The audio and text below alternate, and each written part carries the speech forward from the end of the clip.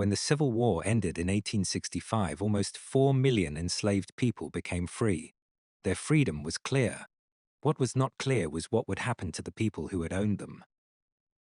Before the war, slaveholders held enormous political and economic power. Slavery shaped the laws, the plantation system, and the social hierarchy of the South. When emancipation arrived, that entire system collapsed in a moment. Some former slave owners faced ruin. Others adapted and rebuilt. A few left the South altogether. Many tried to hold on to as much power as possible. This video looks at what happened to America's former slave owners once slavery was gone. The immediate shock of 1865, the end of slavery, created an economic shock across the South. Plantations had relied on forced labor for generations. Most plantation owners were deeply in debt, and their wealth existed mainly on paper. Their fortunes depended on the value of the people they claimed as property. When emancipation came, that value dropped to zero overnight. Many former slave owners described 1865 as the moment their world simply stopped working. They lost the labor they depended on. They lost the legal protections that enforced their power. They lost the sense of security that came from a society built around racial hierarchy. Some realized the old system was gone for good. Others believed it could still be restored. The first months after the war were filled with uncertainty. Families who had been wealthy before suddenly faced basic questions about survival. In letters and diaries, many complained that free labor was unreliable, which usually meant that formerly enslaved workers had the ability to negotiate their own conditions or walk away. To former slave owners, this felt like losing control, trying to keep the old system alive even though slavery was abolished. Many white Southerners looked for ways to keep the old social order in place. Several states passed black codes. These laws restricted the rights of newly freed people. They limited where black workers could travel, how they could be employed, and whether they could own land. Southern leaders argued that these laws restored order. In reality, they were attempts to maintain a labor force under conditions as close to slavery as possible. Former slave owners played a major role in creating and enforcing the black codes. They saw emancipation as a temporary setback and believed the federal government would eventually let them run their society as they had before. This resistance set the stage for conflicts during Reconstruction. The rise of sharecropping as the plantation system collapsed, a new labor system emerged. It was called sharecropping. Instead of working for wages, formerly enslaved people rented small plots of land. They paid their rent with a share of the crop they produced.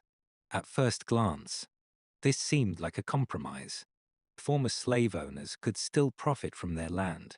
Freed families could work independently and make decisions about their own labor. In practice, sharecropping often trapped black families in debt.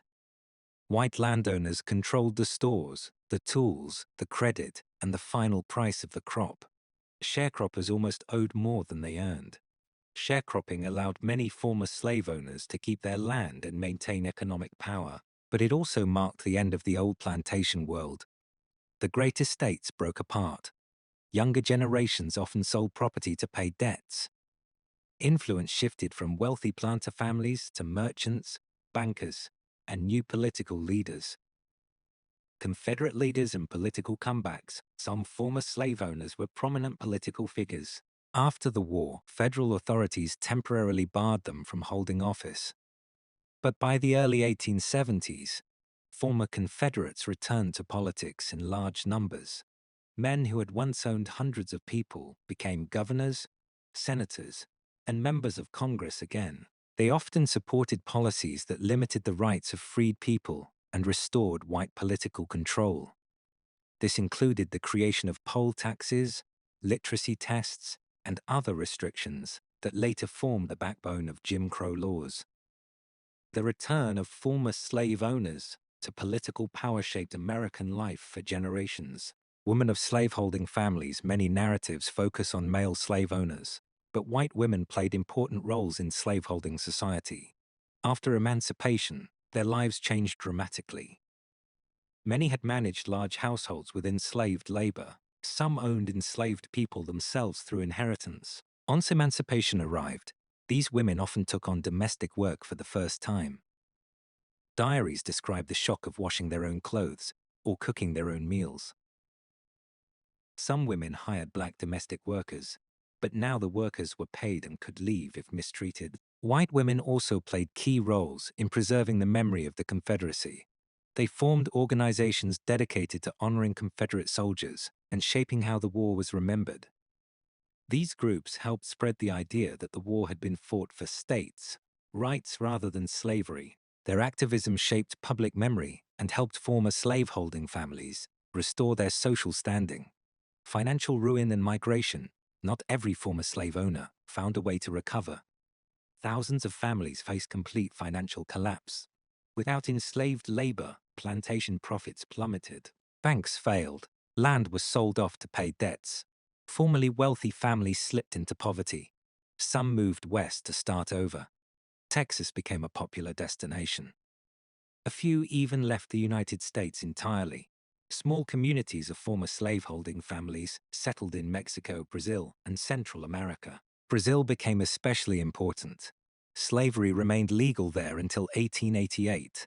Plantation owners who moved to Brazil believed they could recreate the society they had lost.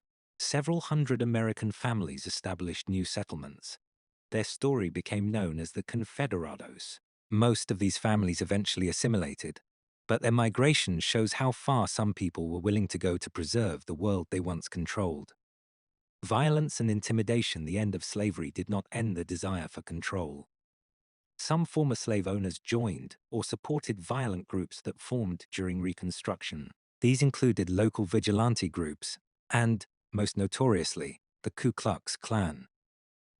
Violence was used to intimidate black voters, punish workers who asserted their rights, and undermine Reconstruction governments. Former slaveholders did not all participate directly, but many supported the political goals of these groups or looked the other way. Their involvement played a major role in the collapse of Reconstruction. The myth-making begins by the late 1800s. Many former slaveholding families faced a new challenge. The national memory of the Civil War was forming. People debated what the war had been about and how it should be remembered.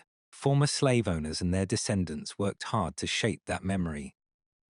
They argued that the war was about honor, states' rights, or regional pride. They claimed slavery had been a benevolent institution.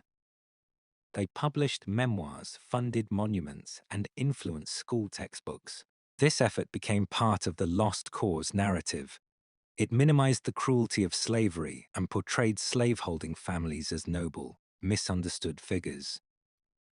This myth-making helped many former slave owners regain social status, even if they never regained their old wealth. Generational change. By the early 1900s, the world had moved on. Many former slave owners had died. Their children and grandchildren grew up in a South shaped by Jim Crow segregation. Some embraced the old worldview. Others rejected it. Younger generations entered business, teaching, law, medicine, and other professions. Few wanted to return to the plantation model. The economy of the South changed. Cities grew. Industry expanded. The old planter elite lost control over the region's future. The legacy of former slave owners did not disappear, but it evolved. Over time, the direct connection to slavery faded, and new social divisions replaced the old ones. When the Civil War ended, former slave owners had to confront a reality they never imagined. The system that had sustained them was gone. Some tried to rebuild it. Others adapted. Many lived with bitterness. A few accepted the changes and adjusted gracefully. Their lives after emancipation tell us a great deal about the challenges of rebuilding a society after profound moral and economic collapse. They also remind us that the end of slavery was not the end of the struggle for freedom and equality. That struggle continued through Reconstruction, Jim Crow, the Civil Rights Movement, and into the present. Thank you for watching. If you want more videos in this style, let us know in the comments. We will see you in the next one.